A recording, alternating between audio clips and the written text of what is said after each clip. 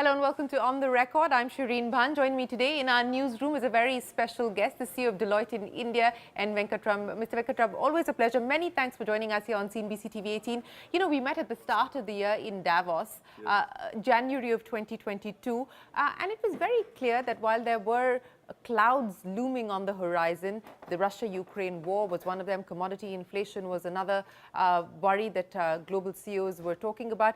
Things have only gotten worse since then. But India continues to be relatively resilient even through this storm. As you speak with CEOs, both domestically as well as global CEOs, and of course your own colleagues across the world, what's the sense that you get about corporate mood?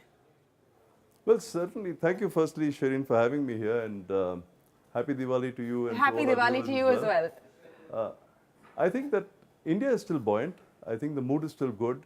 A lot of good things happening, a lot of events to come. For example, we have the G20 summit on the horizon as well. As far as the general mood goes, I think services is doing extremely well. And despite the fact that, yes, there is the R word, you know, whether you look in Europe, whether you look at America, people are talking about recession. As far as India is concerned, we shouldn't talk ourselves into it. I think there's still a lot of growth left in India, and for many more years to come, and we should just continue to remain positive, and that's the way most of industry is. The area which I do see struggling a little is manufacturing, and I think within that I would probably hazard a guess to say that if you go down a bit into the MSME sector, it's hard for them as well. But it's not all bad news. I mean, if you look at exports, you do have exports in pharma, you do have exports in engineering. So, well, it's a mixed bag, but all around good. You know, let's just pick up on some of the aspects that you spoke of there, and let's talk about the manufacturing story. And what is very visible at this point in time is that at the lower end, there is an issue with demand, whether we talk about two-wheelers or, you know, we talk about entry-level passenger cars as well. That is where there seems to be pain. But on the other hand, in the luxury car market, whether it is cars or real estate, sales continue to look very, very strong. So are you seeing a significant divergence in terms of confidence and in terms of spending power and spending capacity as well? And what will that mean going forward? Well, what you say is true, that on the luxury side, we are not seeing things abate. But the reality is that no one is insulated yet from the shocks that hit the rest of the world. We were a very connected economy, and today, you know, we are talking about geopolitics and, you know, how it affects us. A lot of us are obsessed with what happens on the supply side in terms of supply chains and everything else. But certainly, I would say that prices and inflation are something that have been persisting for us even through the pandemic. Yeah. And this is really what I think is slowing down demand. And that's something where if you really talk to the mid-sized sector, they are really contemplating saying we've got to do our price increases. But the big catch is if I do my price increase, does it, you know, just increase my inventory pile up because I can't sell? And that's really the issue that people are facing today. That yes, the stock is piling up, but a price increase is required to reset. But if you do a core price increase, and, you know, hopefully optimists like me think that inflation is only till the end of this year and that things will abate after that, then a permanent price increase could actually be damaging to business as well. Yes, well, we'll have to see how rates pan out. At this point in time, central banks across the world are clear that rates will only have to move higher, including back home with the RBI also moving in tandem with what's happening with global rates. But, you know, I want to understand what fund flows could possibly look like. It's been a strong report card on the FDI front for India. And, you know, at this point in time, with the kind of conflict that we are seeing in many parts of the world, as well as the specific peculiarities of China and the way that it's chosen to engage with the world and the way that the world is choosing to engage with it, it could mean that we could be beneficiaries. That has been the thesis, that has been the argument that's been put on the table. What is that likely to mean in terms of continued FDI flows? Well, we did a study, Shireen, about a year and a half ago, and it was recently validated by an independent study done by someone else, that when India is to get to the 5 trillion, you would require about 8 trillion of capital formation, but more importantly, you would require at least $400 to $450 billion of FDI. And that didn't seem very impossible, because at the time when we did it, it was about 80 billion. And as you rightly say, when you look at the tracking of FDI today, it is still very strong.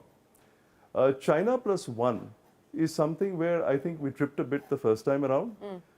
I don't rule it out, but that, you know, there will still be a lot that will get done in India, but I look at opportunities from some of the other things that are happening, like say currency. At the beginning of the year, we weren't really expecting such a shock on the currency side, the forex side.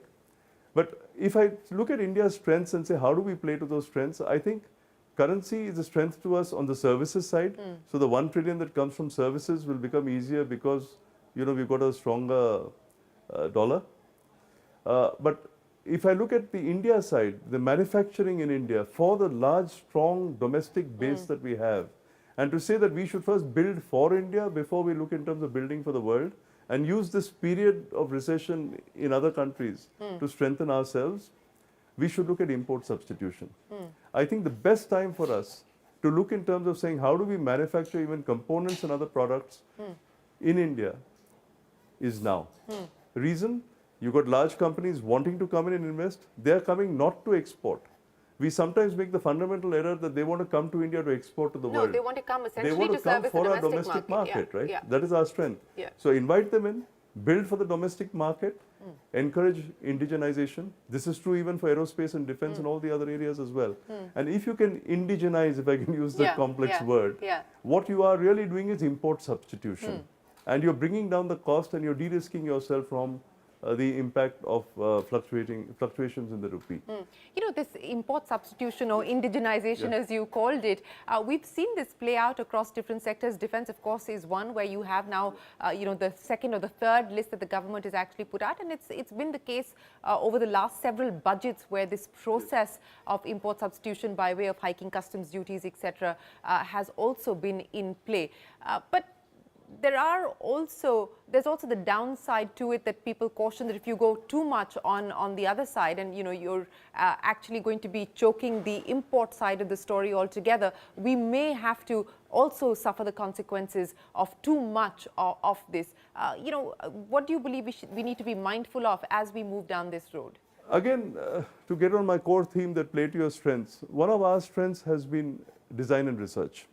Even today, I mean, we were just doing another study where we saw that I think it was about 700 multinationals actually have their research and development centers in India, the R&D and design center, the engineering design centers in India.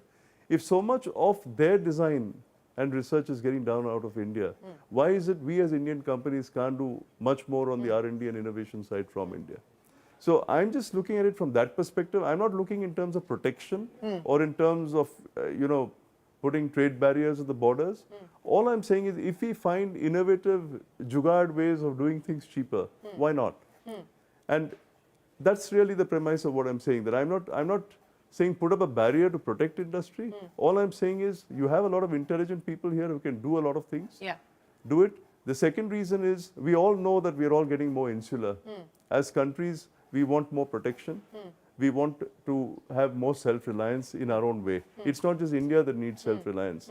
India is in a more peculiar situation because of its neighbors and its neighborhood, and therefore we've got to be extra careful. So if you look at, say, semiconductors, I think it makes absolute sense to say that we've got to get there. Will we get there in 2 years or 4 years? Absolutely not. It's going to take a period of time. Are we going to start manufacturing that sophisticated machinery that is required for semiconductors? Definitely not. But we should make a start. And we've done it, you know, to just remind you of an industry where we did it so well. It was the automotive industry years ago. And today, a lot of our automotive component manufacturers manufacture for the whole world. So I'm saying first do it for India. Fundamental premise being you're good at R&D, you're good at design. The next piece which you need is quality. Do it to international quality. I think this is where we sometimes trip up, that we always do believe that the quality for the domestic market can be different from the quality for an international market. It's a bit like cashew export, right? When I was young, we used to get the broken cashews and the big cashews you ate when you went overseas. I don't think we can do that anymore.